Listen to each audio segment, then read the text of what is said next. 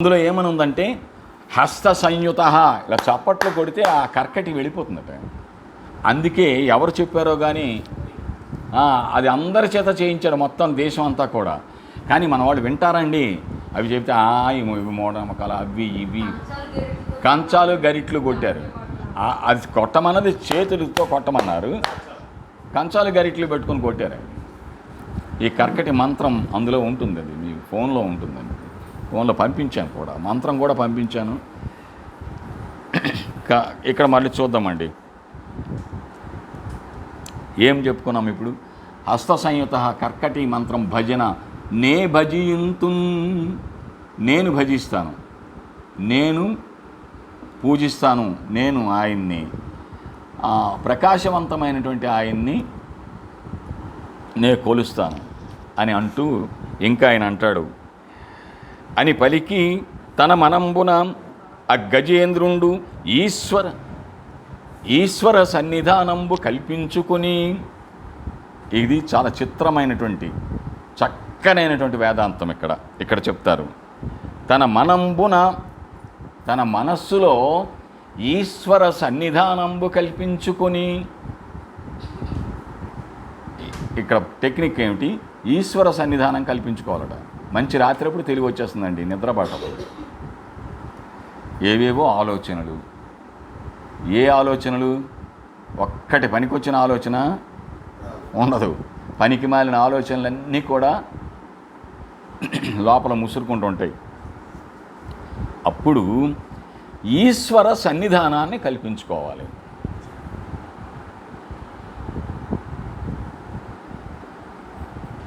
లలిత మీ ఇష్టదైవం, గాయత్రి, లలిత, రాజరాజేశ్వరి,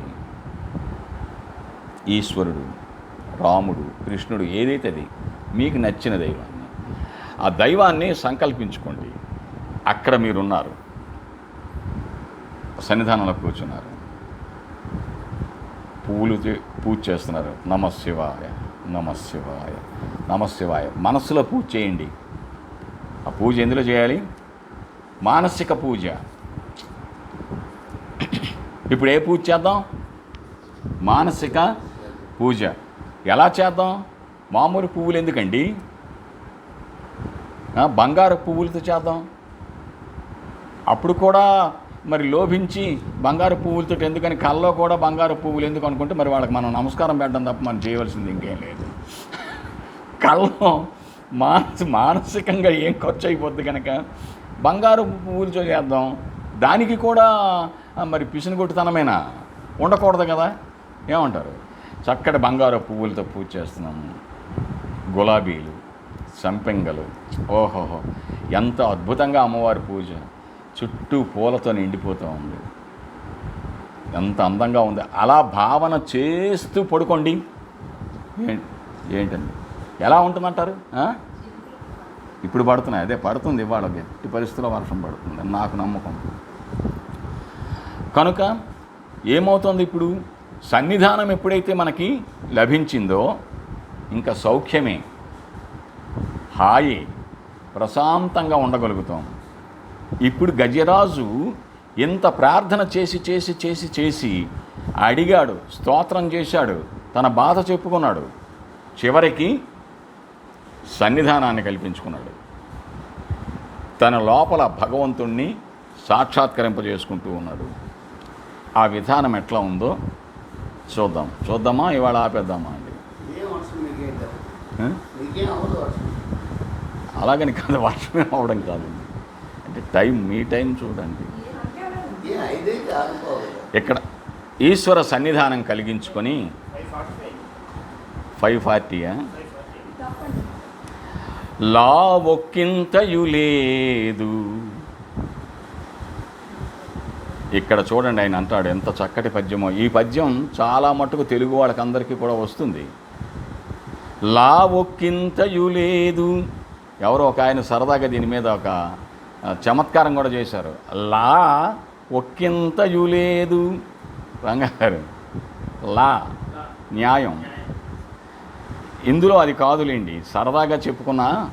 ఈయన ఈశ్వర సన్నిధానంలో ఈయన అంటాడు, ఈయన లావు ఒక్కింతయు లేదు. లావు అంటే నా తాలూకా బలం, మరి లేదు, ఒక్కింతయు లేదు, కొంచెం కూడా మరి లేదయ్యా.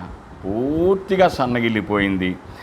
ధైర్యము విలోలంబయ్యే, ఎంతవరకు ఉన్నటువంటి ధైర్యం మొత్తం అంతా కూడా పోయింది, నాశనం అయిపోయింది. మరి ప్రాణంబులు తావుల్ దప్పే, ప్రాణములు ఉండవలసిన దగ్గర ప్రాణములు లేవు. ఒకటా ప్రాణములు? ఎన్ని ప్రాణాలు? పంచప్రాణాలు, 5: ప్రాణ, అపాన, వ్యాన, ఉదాన, సమాన. ఈ 5 ప్రాణములు కూడా అవి ఉండవలసిన చోట్లలో లేవు. చూసారా? అవి ఉండవలసిన చోట్లేవి చూద్దాం. అవి తప్పకుండా ముందు ముందు వస్తే చెప్తాను, లేకపోతే మీకు చెప్పేస్తాను. ప్రాణంబుల్ తావుల్ దప్పెను మూర్ఛ వచ్చే, తెలివి తప్పవుతాయిందయ్యా. ఇంకా నా మనస్సు మరి పని చేయటం లేదు. తను ఉండసే, శరీరం పూర్తిగా అలసిపోయింది. ఇంకా పోరాటం చేసి అలసిపోయాను. ఇక నా వల్ల మరి కాదు. శ్రమం బయ్యడి, శ్రమ అయిపోతుంది, చాలా బాధగా ఉంది. ఇక నా వల్ల కాదు, నేను తట్టుకోలేకపోతున్నాను. స్వామి నీవే తప్పని తప్పరం బెరుగా. ఇక్కడ శరణాగతి చూడండి, ఎక్కడికి వచ్చేసాడు. వీళ్ళందరూ కూడా నా వాళ్ళు అనుకున్నాడు కదా. ఏరి వీళ్ళెవ్వరూ లేరు. ఇప్పుడు ఎవరున్నారు? నువ్వు ఒక్కడివే ఉన్నావు. నీవే తప్ప నీ తప్పరం బెరుగా, నువ్వు తప్ప నాకు ఇంకెవ్వరూ తెలియటం లేదు అన్నాడు. ఎంతవరకు తెలియటం లేదా? ఎంతవరకు తెలుసు కావాలా? ఎంతవరకు మా ఆవిడన్నావు, మా పిల్లలన్నావు, ఇవన్నీ ఇప్పుడు మరేమైనాయి? ఇప్పుడు ఏమీ లేవు. ఎవ్వరూ లేరు, ఎవరూ కనపడటంలా. నువ్వు తప్ప ఇంకెవరూ కనపడటం లేదు స్వామి. ఎంచుతంటే నీతో పరం బెరుగా, మరి లేదు ఇంకా నేను. ఇంకా నిన్ను మాత్రం మన్నింపదగున్. ఇక్కడ క్షమాపణ అడిగాడు. మన్నింపందగున్, ఎన్నాళ్ళు కూడా నేను నిన్ను మర్చిపోయాను స్వామి, మన్నించు, నా తప్పుల్ని మన్నించు. ఎందుచేతనంటే అనంతమైనటువంటి కరిణీనాథుండనై, అనంతమైనటువంటి ఆడ ఏనుగులకన్నిటికీ కూడా నేను నాథుడనై కన్నుమిన్ను గానక ప్రవర్తించి, నువ్వెవరువో, నువ్వెక్కడుంటావో, ఎలా ఉంటావో కూడా నాకు కనీసం ఆలోచన కూడా చేయకుండా అవసరం రాలేదు. ఇప్పుడు నాకు అవసరం వచ్చింది స్వామి. అర్జున విషాదయోగము అదే కదా భగవద్గీతలో. ఇక్కడ కూడా బాగా చూడండి, మొదట ఎలా ఉన్నాడు, ఇప్పుడు మధ్యలో ఎలా ఉన్నాడు, చివరికి వచ్చేసరికి ఎలా వచ్చాడు. కనుక మన్నింపందగున్, నన్ను నువ్వు మన్నించాలి, నా తప్పుల్ని మన్నించండి. ఇవి మన్నించడం అంటే నేను కొన్ని 2-3 మాటలు చెప్పదలుచుకున్నాను.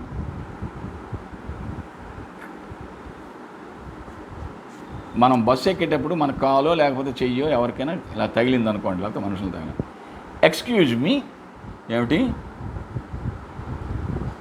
ఎక్స్క్యూజ్ మీ ఏంటి ఎక్స్క్యూజ్ మీ ఏమిటి అంటారో నాకు సరిగ్గా క్షమించండి, నేను చూసుకోలేదు, పొరపాటు. ఇంట్లో మనం ఎన్ని కాళ్ళు తగిలినా ఒక క్షమాపణ చెప్తున్నామండి. ఏమి వాడు ఎవడో పైవాడు, ఎవడో తెలియనటువంటి వాడు, క్షమించండి మీ పేరేమిటి, excuse me what is your name, క్షమించండి మీ పేరేమిటి. వీడు పేరు అడిగినంత మాత్రానికి క్షమించాలా? అలాగ అడగాలా? అది మోరల్ వాల్యూయా? ఇంటిలో ఉన్న పెద్దల యొక్క పాదపద్మములకు ఉదయం లేచి తల్లికి తండ్రికి నమస్కారం చేసి తీరాలి. లేవగానే ఫస్ట్ ఎవరికి నమస్కారం చేయాలి? చెప్పునా, నా పర్లేదు, ఫస్ట్ ఎవరికి చేయాలి? అమ్మకి. అమ్మ పాదములకు నమస్కారం చేయాలి. ఇలాగ ఈ చేతితోటి ఇలా పట్టుకొని, ఇలా చేతితోటి ఇలా కానీ ఇలా కనుక 2 చేతులతోటి పాదాలు స్పృశించి తల్లికి నమస్కారం చేయాలి.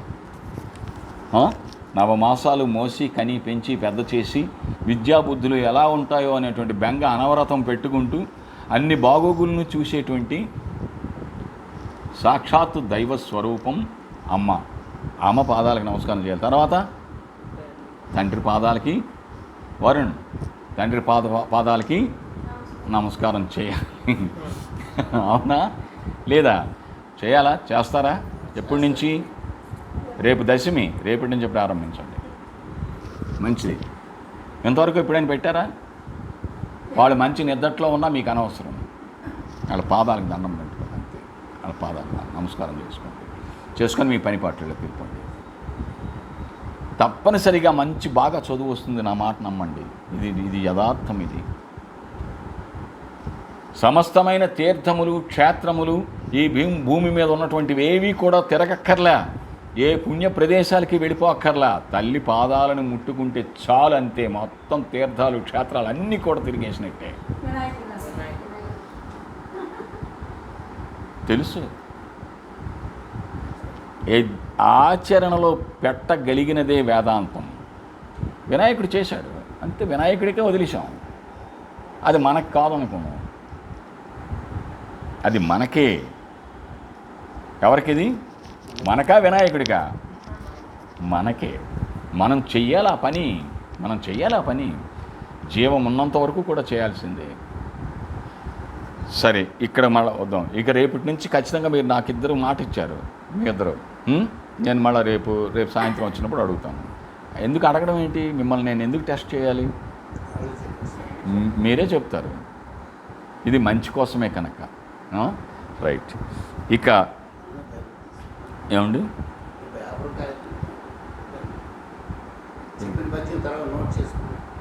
పద్యం కోసమా? చెప్తాను. కనుక మన్నింపందగుం దీనుని, ఈ దీనుణ్ణి రక్షించాలి. స్వామి రావే ఈశ్వరా, రా పిలుస్తున్నాడు. ఇంకా ఆవేదన, ఆ సంవేదన ఎలా ఉంది? రావే ఈశ్వరా, అమ్మా రా, అమ్మా రా రా రా, అమ్మా ఆకలి అమ్మా, అన్నం పెట్టమ్మా అని కాళ్ళు చేతులు అప్పుడప్పుడు పడపడ కొట్టుకొని గెంతుతాం చూడండి. అది భగవంతుడి పట్ల అట్లాంటి ఆకాంక్ష రావాలి. రావే ఈశ్వర కావవే వరద సంరక్షింపు భద్రాత్మక. రావా ఈశ్వర, రా, వచ్చి తీరాల్సిందే నువ్వు. ఇంకా నేను రాను అంటే కుదరదు, అవ్వదు. సంరక్షింపు భద్రాత్మక, రక్షించవయ్యా అని మహావిష్ణువుని ప్రార్థిస్తున్నాడు, ఆ పరమేశ్వరుని ప్రార్థిస్తున్నాడు. వినుదట జీవుల మాటలు, జీవుల యొక్క మాటలన్నీ కూడా నువ్వు వింటావుట అని చాలామంది చెప్పారు. ఎవరు ఏది మాట్లాడుకుంటే అది నీకు తెలుస్తుందట కదా. అన్ని జీవుల తాలూకా మాటలు నీకు వినబడతాయిట. మరి చనుదట చనరాని చోట్లకు, వెళ్ళలేనటువంటి ప్రదేశాలకి కూడా నువ్వు వెళ్ళగలవు. మనం వెళ్ళగలమా? మనం వెళ్ళలేము. ఆయన వెళ్ళలేని ప్రదేశమే ఉండదు. మరి శరణార్థుల కోయనుదట, శరణు అన్నటువంటి వాళ్ళకి నువ్వు రక్షిస్తావట స్వామి. అంత లెక్క ఉన్నటువంటి వాడివి నువ్వు. కానీ శరణు అని కోరాలి కదా. అదొకటి ఉంది మనకి, చిన్న కండిషన్ పెట్టాడు ఆయన. ఏమిటని? శరణు అని అనాలి. అలా అంటే కానీ నువ్వు రక్షించవు. మన తాలూకా శక్తిని పరీక్షిస్తుంటాడు ఆయన. ఊరుకుంటాడు ఆయన, ఏమనడు. మరి పిలిచిన సర్వము గనుదట, పిలిస్తే అంతా కూడా నువ్వే చూస్తావట, నువ్వే రక్షిస్తావట. కానీ సందేహమయ్య కరుణావార్థి, చివరిలో మళ్ళా ఏమన్నాడు? ఎంత అడిగాడు, ఇన్నిటినీ ఆపాదించాడు ఈశ్వరుడి మీద. కానీ సందేహమయ్యి, అవునో కాదో మాకు మళ్ళీ సందేహమే. ఇది డైలమా. ఇది ఒక్క గజరాజుకే కాదు, మనందరికీ వచ్చేది. ఎలా ఉంటుందంటే పరిస్థితి, ఉదయాన్నే దేవుడికి దండం పెడతాం, ఆయన కండిషన్ పెడతాను, ఇది 4-5 రోజుల్లో అయిపోవాలని. ఈ పని అన్ని రోజులు అయిపోవాలి, 4-5 రోజుల్లో ఈ పని అయిపోవాలి. అయిపోతే నువ్వు నిన్ను నేను బాగా నమ్ముతాను. నువ్వు నమ్మకపోతే ఏం నష్టమా? ఆయనకేమిటి నష్టం అంటే మధ్యని ఈ కండిషన్ పెడతాడు 5 రోజుల్లో అవ్వాలట. నో కండిషన్, నీ దయ అంతే. నేను కర్మణ్యేవాధికారస్తే మా ఫలేషు కదాచన. ఈ ఫలితం నాకు రావాలి అనేటువంటి దృష్టే పెట్టుకోకూడదు. మన పని మనం చేసుకుంటూ వెళ్ళిపోవడమే అంతే. ఏమిస్తావో నువ్వు నీ ఇష్టం, నా పని నేను చేస్తున్నాను. ఏమంటారు? అంతే కదండి.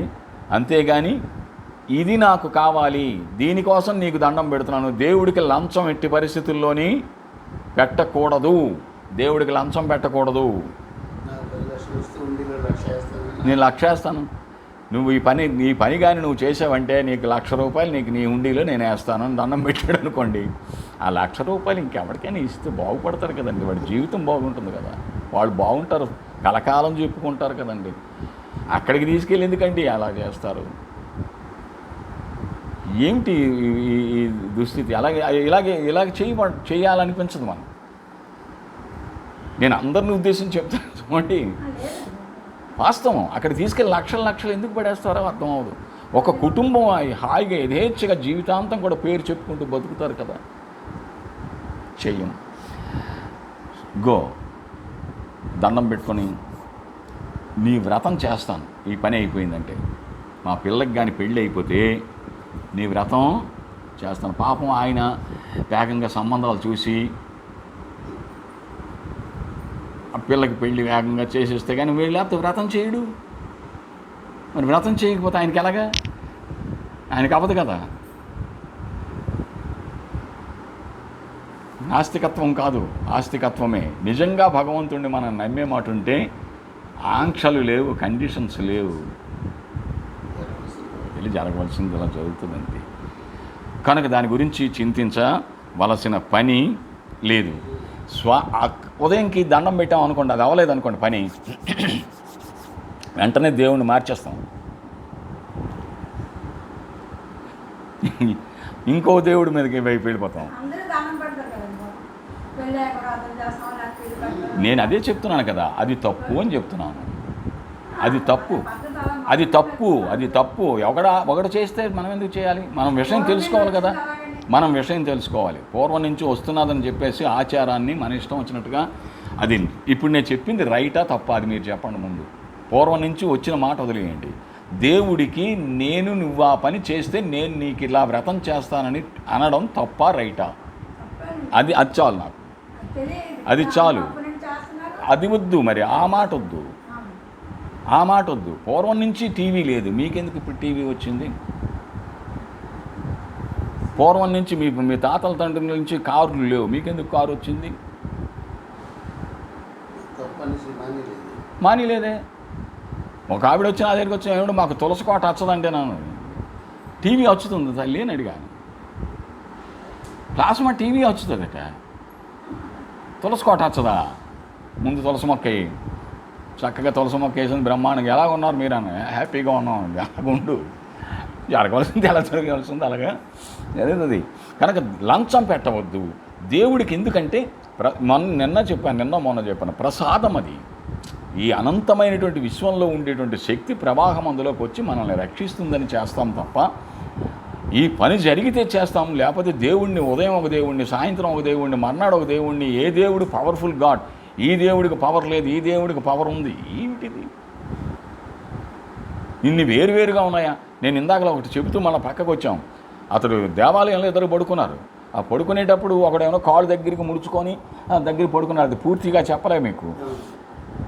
ఇంకొకడేమో యథేచ్ఛగా కాయికి ఈశ్వరుడి వైపే కాళ్ళు పెట్టుకొని పడుకున్నాడు. పడుకుంటే వాడు లేపి, ఒరే ఈశ్వరుడి వైపు కాలు పెట్టుకొని పడుకున్నారా, తప్పు, అపచారం అని అన్నాడు. నాకు తెలియదురా అది అపచారం అని, ఈశ్వరుడు ఎటుపక్క లేడో నా కాళ్ళు అటుపక్క తిప్పి అన్నాడు ఆయన.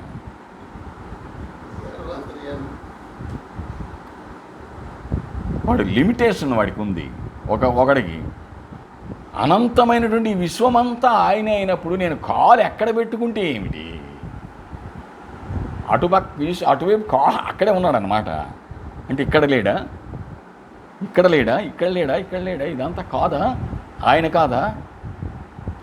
సర్వాంతరాత్ముడైన, సర్వవ్యాపి అయిన అట్లాంటి వాడి పట్ల సందేహం అనేటువంటిది మళ్ళీ వస్తూనే ఉంటుంది. ఎంత మనం చెప్పుకొనివ్వండి, ఎన్ని అవ్వనివ్వండి, లోపల మాత్రం ఇప్పుడు మళ్ళీ అనసూయ గారు ఇప్పుడు అన్నట్టే పూర్వం నుంచి అలాగ అందరూ దండాలు పెట్టుకుంటున్నారు కనుక మనం దండం పెట్టాలి. దానికి వచ్చిన కథ కూడా మీకు తెలుసో తెలీదు. ఒకడు తద్దినం పెట్టేటప్పుడు వాళ్ళ ఇంట్లో పిల్లి ఉంటే పిల్లి ముట్టుకుంటే పనికిరా, తద్దినం పోతుంది. అందుకని చెప్పేసి వాళ్ళ ఇంట్లో పిల్లిను 4 పిల్లల్ని పెట్టింది. అది ఈ పిల్లిని 4 పిల్లల్ని తీసుకొని వెళ్ళి పెరట్లో జామ చెట్టుకేసి కట్టేసి దాని మీద బుట్ట మూత పెట్టి ఈ తద్దినం పెట్టేవాడు. ఏంటంటే అవి వచ్చి ముట్టుకుంటే మళ్ళీ తద్దినం పోతే మళ్ళీ మర్నాడు పెట్టాలి, పనికిరాదు. పిల్లి కానీ కుక్క కానీ ముట్టుకోకూడదు, ఇంట్లో తిరగకూడదు. అయితే కొన్నాళ్ళకి ఆయన చనిపోయినాడు, కొడుకు పెడతాడు. అప్పుడు వాళ్ళ అమ్మ ఏమందంటే, నాయన నువ్వు అలా పెట్టడానికి వీల్లేదు, పిల్లి ఉండాలి. పిల్లి 4 పిల్లలతో, పిల్లిని ఎన్ని పిల్లలు, 3 పిల్లలు 4 పిల్లలతో. పాపం వాడు ఊరంతా తిరిగి పిల్లిని వెతికి పిల్లలతో ఆ పిల్లిని తెచ్చి పెరట్లో జామ చెట్టు కట్టి పెట్టాడు.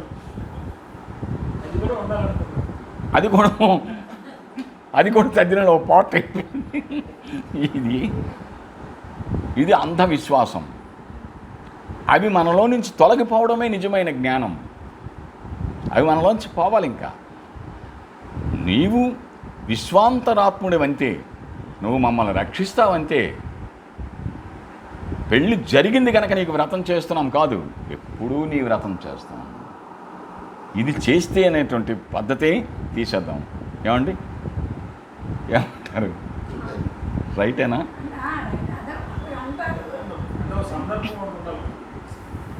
సందర్భాన్ని బట్టి చేసుకుంటామంతే, అంతవరకు. అది బాగుంది. సందర్భం కోసం చేస్తాం. ఇంకొక మాట కూడానండి, ప్రతి 15 రోజులకు ఒకసారి మన ఇళ్లల్లో వేద పఠనం చేయించాలి. దానివల్ల నెగిటివ్స్ ఉంటాయి, మన ఇళ్లలో పోతాయి. ఒక పుణ్యవాచనం ఏదో ఒకటి వేద పఠనం చేయించాలి. ఆ ఉదాత్త అనుదాత్త స్వరితములతో కూడా చేసినటువంటి ఆ వేదం చాలా ఉపయోగకరం.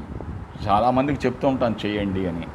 తర్వాత ఇంత దండం పెట్టి అంటాడు ఏమనేంటి, ఓ కమలాప్తాం, ఓ వరదాం, ఓ ప్రతిపక్ష విపక్ష దూరం, కుయ్యోక వియోగి వంజ సుగుణోత్తమ, యో శరణాగతామరనోకహం, యో మునీశ్వర మనోహరం, యో విమల ప్రభావ, రావే కరుణింపవే, తలపవే శరణార్థిని నన్నుగావవే. అన్నీ ఆయన పేర్లన్నీ కూడా వరుసగా చెప్పేసాడు ఆయన. రావే కావవే శరణార్థిని నన్నుగావవే, నేను నిన్ను శరణు కోరుతూ ఉన్నాను అని పలికి ఇన్ని మాటలన్నీ అన్నాడు. మళ్ళీ ఈ మీదవన్నీ చెప్తే మనం గతసారి చెప్పుకున్నటువంటి అంశములను మళ్ళీ మరొకసారి ప్రార్థన ఎన్నిసార్లు చేయాలి? ఎన్నిసార్లైనా చేయాలి. దానికి లిమిట్ ఎక్కడ ఉంది? అలాగా అడుగుతూనే ఉన్నాడు, అలా మాట్లాడుతూనే ఉన్నాడు, ఆ మహానుభావుడిని కీర్తిస్తూనే ఉన్నాడు. అన్నీ కూడాను ఏదండి, చేతులారంగ శివుని పూజింపడేని, నోరు నొవ్వంగ హరికీర్తి నుడువడేని, దయయు సత్యంబులోనుగా దలపడేని.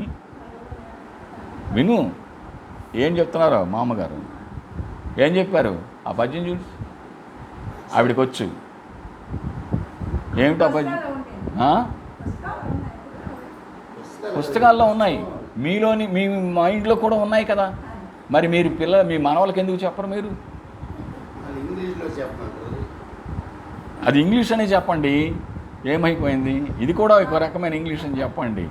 చూడండి ఎంత చక్కటి. చేతులు ఆరంగ శివుని పూజింపడేని, నోరు నొవ్వంగ హరికీర్తి నుడువడేని, దయయు సత్యంబు లోనుగా తలపడేని, కలుగనేటికి తల్లుల కడుపు చేటు. అలాంటి వాడు పుడితే ఏంటి, పుట్టకపోతే ఏంటంటే ఎంత మాట ఆడేసాడండి ఆయన. ఈ మాట అన్నదెవరు? సాక్షాత్తు ఈ పోతన గారే, ఈ బమ్మెర పోతన గారే ఒక దగ్గర. అది ఎక్కడో ఘట్టం ఉంటుంది, అది వచ్చినప్పుడు చెప్తాను. అంటే ఇంకా చెప్పమంటే లేదు, ఈ ఘట్టంతో మన ఈ గజేంద్ర మోక్షం మరొక రోజు ఒకరు రేపు ఎల్లుండితో అయిపోవచ్చు, రేపటితోటనే అయిపోవచ్చు. ఆపేద్దాం అనుకుంటే ఆపేస్తాం, లేదంటే మళ్ళీ ఇంకా చెప్పుకుంటాం. భలే లౌక్యంగా మాట ఇది ఆగిపోతున్నది అని పలికి అని ఇన్ని మాటలాడాడు, కమలాప్తుని కోరాడు. ఆయన అరక్షిత రక్షకుండైన ఈశ్వరుండాపన్నుండైన నన్ను గాచుంగాక.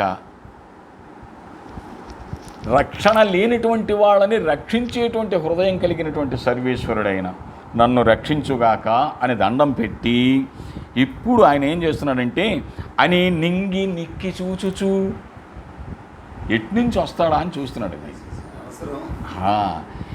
నింగి నిక్కి చూచుచు ఆకాశం వైపు చూస్తూ ఉన్నాడట. ఎట్నుంచి వస్తాడని. అంటే ఆయనకి భగవంతుడి పట్ల ఎంత విశ్వాసమో, ఎంత బలీయమైనటువంటి విశ్వాసమో, వచ్చి తీరుతాడు. ఈ సమయంలో ఓం కేశవాయ నమః, నారాయణాయ నమః, మాధవాయ నమః, మధుసూదనాయ నమః, త్రివిక్రమాయ నమః, వామనాయ నమః, శ్రీధరాయ నమః, హృషికేశాయ నమః. ఆ పంతులు గారు చదువుకుంటూ ఉంటారు, వీళ్ళు కొనుక్కుతూ ఉంటారు. నేనేమి వ్యంగ్యంగా చెప్తున్నానా, ఇది జరిగిందేనా? అరటిపడి పట్టుకొని కథ ప్రారంభిస్తాడు ఆయన కథ ప్రారంభించడం, వీళ్ళు నిద్రలోకి వెళ్ళిపోవడం, అది పట్టుకోవడం అలాగా ఏమి అర్థం కావద్దు. మరి నిద్ర దృష్టి దాని మీద ఉండదు. ఆ నిద్రాదేవతకి మోక్షం వస్తుంది, వీడికి రాదు, వచ్చే అవకాశాలు లేవు. నిద్ర ముంచుకెళ్ళిపోతుంటుంది, అదేం కర్మమో తెలియదు. నేను ఎన్ని సత్యనారాయణమూర్తి వ్రతాల దగ్గరికి వెళ్ళి చూశానో తెలియదు. ఆ వ్రతాల దగ్గర కథ దగ్గరికి వచ్చిందాకా ఒక మాదిరిగా ఉంటారు, కూర్చుంటారు. ఏంటి నేను ఎవరిని వ్యంగ్యం చేయట్లేదండి, ఉన్న యథార్థం చెప్తున్నాను. వాళ్ళిద్దరూ కొంచెం తక్కిన వాళ్ళందరూ ఎవరి మాటలు వాళ్ళే ఆడుకుంటూ ఉంటారు. నన్ను చాలా డిస్టెన్స్ తీసుకుని వెళ్ళారు ఒక దగ్గరికి, ప్లేసులు చెప్పకూడదు కదా, చాలా దూరం తీసుకుని వెళ్ళారు. మీరు ఏదైనా 4 మంచి మాటలు చెప్పండి అన్నారు. 4 అయినా 40 చెప్పచ్చు. సరేలేండి చెప్తానన్నాను. సరదాగా అంటారు కదా 4 మంచి మాటలు చెప్పండి అని. కూర్చుంటే మొత్తం లేడీస్ అందరూ వచ్చేసారు. ఎక్కువ భక్తి అంతా వాళ్ళకే కదండి, మనకంటే ఎక్కువ భక్తి వాళ్ళకు ఉంటుంది. కూర్చొని ఆ లిప్స్టిక్ ఏ కంపెనీది కొన్నారు, ఏ లిప్స్టిక్ అయితే బాగుంటుంది, ఈ చీర ఎక్కడ కొన్నావు, అక్కడే మాటలన్నీ అక్కడే మొత్తం మాట్లాడుచుకుంటున్నారు. నాకు మరి మీకు తెలిసిందే కదా, నాకు ఆగదు. నేను చెప్పేశాను గట్టిగానే, మీరు దానికోసం వచ్చేటప్పుడు ఈ మీటింగ్ పెట్టకూడదు, ఈ సమావేశం మీరు పెట్టకూడదు. అది మీరు వేరే పెట్టుకొని చక్కగా అందరూ కూర్చొని మాట్లాడుకోండి. ఇక్కడ నన్ను కూర్చోబెట్టి మీరందరూ మాట్లాడుకుంటే నేను దేనికి వచ్చినట్టు? స్వస్తి చెప్పైనా ఇంత దూరం తీసుకొచ్చారు, నన్ను చాలా దూరం తీసుకొచ్చి మీలో మీరు మాట్లాడుకుంటున్నారు. వ్రతం దగ్గర కూర్చొని రే పళ్ళేలు అందరూ విన్నో చూడు, ఎవరి పళ్ళెం ఏదో జాగ్రత్తగా లిస్ట్ రాసుకోవాలట. పళ్ళేలన్నీ కూడా ఎవరి పళ్ళేలు మళ్ళీ వాళ్ళకి వెళ్ళినట్టుగా చూసుకోవాలట. ఇవ్యా వ్రతం పీటల మీద కూర్చొని మాట్లాడవలసిన మాటలా అవి? ఇవి జరగటం లేదంటారా? మరి ఏంటైతే ఎక్కడుంది భక్తి? ఏమమ్మా కాదు, అది కదా మీరు అన్నది రైటే. ఇక్కడ అంటాడు, అందుకే ఆయన అంత భక్తి పూర్తిగా ఇన్వాల్వ్ అయిపోయినాడు ఆయన. ఆ ఇన్వాల్వ్మెంట్ ఎంత చక్కగా ఉందంటే, ఎక్కడి నుంచి వస్తాడు, ఏ పక్క నుంచి వస్తాడని చెప్పి నింగి నిక్కి చూచుచు, నిట్టూర్పులు నిగిడించుచు, మరి వచ్చే అవకాశం ఏమీ కనబడడం లేదు. మరి బయలు ఆలకించుచు, ఒకవేళ ఏమైనా శబ్దం వస్తుంది ఏంటో కదా, అప్పుడప్పుడు మనం అవసరం అట్లా ఉంది, ఆయన బాధ అట్లా ఉంది, యువతల పక్క తినేస్తోంది సంసార బాధ. సంసార సాగర బాధ. గజేంద్రుడు అదే ఆ మకరం, ఆ మొసలి దాని బాధ పడలేకపోతున్నాడు. బయలు ఆలోకించుతున్నాడు, అవతల వింటున్నాడు, వస్తున్నాడా లేదా, ఏమో ఏ శబ్దం వస్తుందో ఆయన వచ్చేటప్పుడు అని చూస్తూ ఉన్న సమయంలో ఆ గజేంద్రుడు మొరసేచున్న సమయంబున, అది ఇక్కడ కొంచెం అక్కడ వరకు తెచ్చి ఆపేస్తాను అని ఈయన అలా ఆలోచిస్తున్న సమయంలో విశ్వమయతలేమి వినియు ఊరకయుండి అంబుజనాదులడ్డపడక విశ్వమయుడు విభుడు విష్ణుడు జిష్ణుండు భక్తియుతునకడ్డపడదలంచే. మహానుభావుడైనటువంటి ఆయన ఉండి లేక ఉన్న ఆ మహాత్ముడు ఆయన ఇతన్ని రక్షిద్దామని ఆయన బయలుదేరుతున్నాడు. ఇక అడ్డపడదలంచే, ఇంత ప్రార్థన చేసిన తర్వాత ఇక వాడిని విడిచిపెట్టేస్తే బాగోదు. మనం కూడా ప్రార్థన చేస్తూనే ఉన్నాం, సర్వేశ్వర ఈ కోవిడ్-19 వేగంగా సమసిపోవాలి, నశించిపోవాలి, మళ్ళా అందరం కలిసి హాయిగా ఆనందంగా. ఇంతకు మునుపు అందరం కలిసేటప్పుడు అంత ఆనందం ఉంటుందన్న సంగతి తెలియలేదు. తెలిసింది ఇప్పుడు తెలిసింది. తెలిసిన సమయానికి దూరంగా ఉండవలసిన పరిస్థితి ఏర్పడింది. ఈ పరిస్థితి నుంచి రక్షించబడాలని మనం చదువుకున్న దానివల్ల ఏమాత్రం ఫలితం ఉన్నా, మీకు కొంత ఉన్నా నాకు కొంత ఉన్నా, మొత్తం అంతా కూడా మీ ఫలితం ఏమో కానీ నేను చదవడం వల్ల కానీ ఏ ఫలితం లభిస్తుందనుకున్నా అది కోవిడ్-19 నశించిపోయి అందరూ క్షేమంగా ఉండాలని త్రికరణ శుద్ధిగా ప్రార్థన చేస్తూ స్వస్తి. అంటే విష్ణు ఇక రాక ప్రారంభమవుతుంది. ఆయన వచ్చేటప్పుడు జరిగినటువంటి సన్నివేశాలు చాలా ఉత్సాహంగా ఉంటుంది.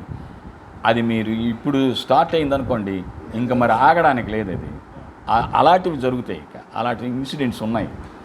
రేపు అది చూద్దామండి. ఇవాళ ఒక పద్యం నేర్చుకుంటామని అన్నారు కనుక